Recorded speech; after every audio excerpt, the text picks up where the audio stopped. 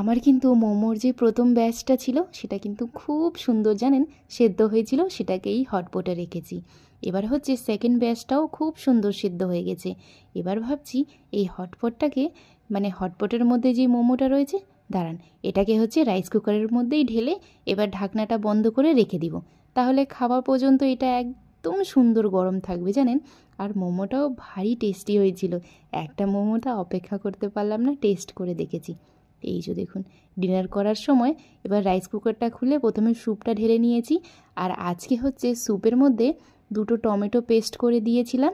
আর মোমোর যে পুরটা ছিল সেটা 1 মুঠের মতন দিয়েছিলাম। মোমোর জন্য যখন চিকেনটা কিমা করছিলাম তখনই হচ্ছে কিছু হাড্ডিগুলো বেরিয়েছিল।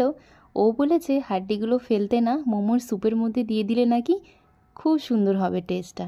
তো ওর কথার মতনই আমি স্যুপের মধ্যে হচ্ছে মোমোর পুর, তারপরে হচ্ছে 2টো টমেটো পেস্ট করে দিয়েছি, আর হচ্ছে ওই চিকেনের যে হাড্ডিটা সেগুলো দিয়েছিলাম।